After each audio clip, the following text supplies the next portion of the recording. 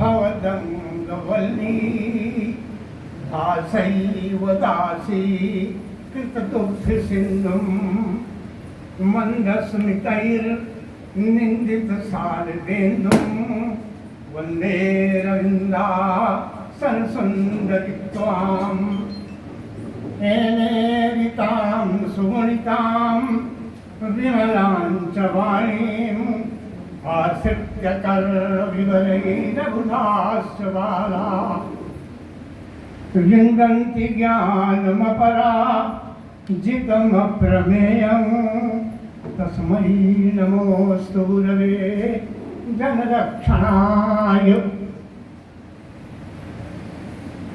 देखिए, आज स्वतंत्रता दिवस एक जन्म के रूप में मनाने के लिए जैसे पूरे के पूरे हमारे देश में जन समुदाय एकत्रित होकर के जयंती को मनाता है, इसकी याद करता है, उसी प्रकार हम लोग भी एकत्रित होकर के उसी जयंती को मना रहे हैं। जयंतियाँ इसीलिए मनाई जाती हैं कि ताकि हम लोग उन चीज़ों को भूल न सकें, हमेशा हमारे मस्तिष्क में वो बातें गूंजती रहें जिनके कारण बार बार हमारा हर बोलने वाला व्यक्ति यही कहता है कि हम परतंत्र रहे, हम गुलामी की जंजीरों में जकड़े रहे। तो उस प्रकार का समय हमारे सामने न आने पावे, हमको प्रयत्न करना चाहिए। बुद्धिजीवी व्यक्ति लोग ग्रंथों के माध्यम से, इतिहास के माध्यम से इस बात को भली भांति जानते हैं कि हमारे सामने ये परिस्थिति क्यों आई। संस्कृत वाले विद्वान उस बात को समझते हैं। मैं हिंदी भाषा में एक बात करूँगा उसका। हमारे देश के राजा लोगों की स्थिति ये बन गई थी, पारस्परिक विरोधक ज्वर ग्रस्त विषमत राजनीति सुराजस। एक दूसरे के प्रति बड़ा भारी क्या था? ईर्षा, द्वेष और विरोध। इस विरोध को अपनी जड़ में ग्रस्त होकर के उनका मस्तिष्क बिगड़ गया था और अपनी राजनीतियों को वो भूल चुके थे। ये कारण था हमारे देश के परतंत्र होने का मात्र ये कारण था। राजा के बाद मंत्री होता है ना, मंत्रियों की स्थिति बहुत ज्यादा बिगड़ गई। स्वार्थ चिंता वितान संतानैकताने स्वमाध्यवर्गे।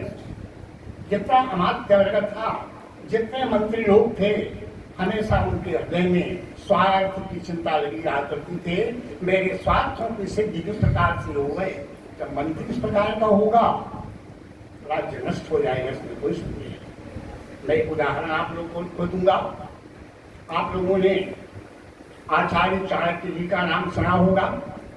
एक जमाने पर जिस समय चंद्रगुप्त को उन्होंने अभिषिक्त किया, महानंद को की हत्या करवा के उनको राजा बनाया। उस समय मंत्री पद में वही काम करते थे।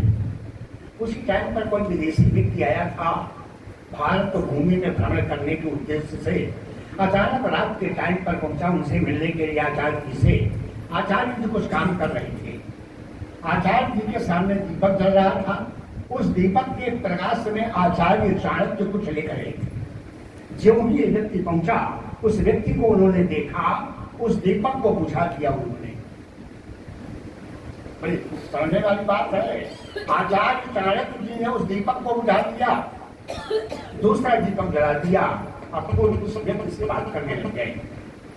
उसने जब इस बात को देखा कि दीपक तो जल रहा था, उस जलते हुए दीप को बुझा करके दूसरे दीप को जलाने का उद्देश्य इनका क्या है, उसने स्पष्ट पूछ भी लिया। आचार्य जी ने बताया कि मैं अभी तक राजकीय काम कर रहा था। राजकीय कार्य के लिए मैंने राजकीय कोष से मिलने वाले तेल को जला करके मैं काम कर रहा था। अब मुझे आपसे व्यक्तिगत जो है अपनी बात करनी है, इसलिए मैं राजकीय तेल से जलने वाले दीपक को मैंने बुझा दिया। अपने पैसे से मंगाए हुए तेल को मैंने, दीपक जिसमें पड़ा हुआ है तेल, उसको मैंने जला दिया और मैं आपसे बात कर। कितनी बड़ी भारी निष्ठा थी। सीमाओं पर तैनात जो बहादुर होते हैं, उनके अंदर राग नहीं होता, उनके अंदर राग नहीं होता, मोह जाल में वो अपने को फांसते नहीं रहते, इसलिए वो आपको सरल कर देने के लिए आयुष तैयार होते हैं। लेकिन हमारे जवानों की स्थिति क्या हो गई थी? वाणी रूभंग भाव विलास पराभूत वैभवेषु भटेषु। हमारे जितने भट्ट थे, योद्धा थे, वीर थे, देश की सीमाओं के संरक्षक थे, वो विलासिता में डूब चुकी थी। जो व्यक्ति विलासी हो जाएगा वो बाकी चीजों को भूल जाएगा, उसका दृष्टिकोण केवल विलास की ओर रहेगा। तो ऐसी परिस्थितियों के आ जाने के कारण हमारा देश परतंत्र हो गया।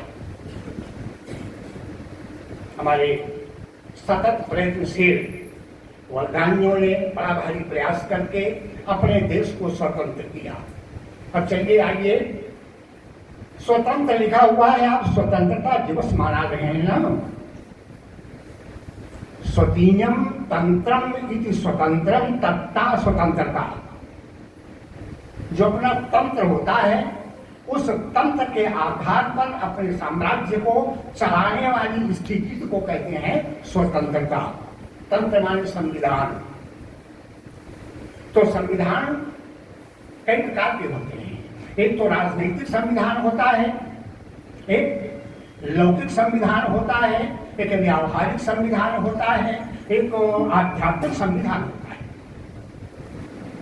तो राजनीतिक आधार पर तो हम लोगों ने अपने संविधान को चला करके, अपने तंत्र को चला करके उसके माध्यम से अपने राष्ट्र का, देश का संचालन कर रहे हैं।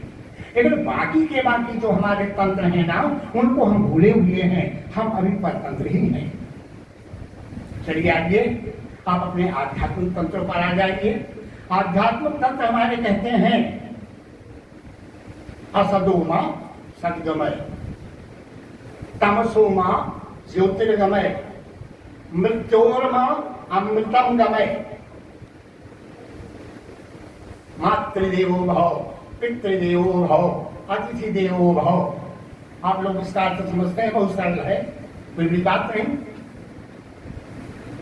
तो अब हमको यह समझना है, हमारे जितनी भी आध्यात्मिक क्रियाएं हैं हमारी सब संस्कृत भाषा में हैं। संस्कृत भाषा का आप लोग अध्ययन कर रहे हैं, उनका आप अध्ययन करिए। इन क्रियाओं के करने के कारण आप लोगों की मानसिक स्थिति बड़े मजबूत होगी। आपका खान पान अपने तंत्र के आधार पर जिस प्रकार से बताया गया है उस प्रकार का खान पान आप करेंगे, आपका शरीर सशक्त होगा। अशक्त व्यक्ति किसी का संरक्षण नहीं कर सकता, निस्संदेह। जो स्वतः अशक्त है वो दूसरों का रक्षण क्या करेगा? नहीं करेगा। इसलिए पहले आप लोगों को वैज्ञानिक रूप से, शारीरिक रूप से, सामाजिक रूप से अपने तंत्रों के आधार पर अपने जीवन का यापन करते हुए हमको सशक्त बनाना है। आप लोग जब सशक्त हो जाएंगे, हमेशा आप अपने देश को स्वतंत्र रखेंगे, कभी भी आपके सामने स्थिति नहीं आएगी। हमारा देश इस प्रकार से अखंड अक्षुण्ण बना रहेगा। हमारे देश का एक तिरंगा हमेशा फहराता रहेगा, इसमें कोई संदेह नहीं। तो आप लोगों को इस विषय पर ध्यान देना है। अपने राजनीतिक तंत्र के अलावा जो आपके ये आध्यात्मिक तंत्र हैं, इनका भी आपको खान पान, पहनने में, ओढ़ने में, आचार विचार में करना चाहिए। मेरा यही सुझाव है। और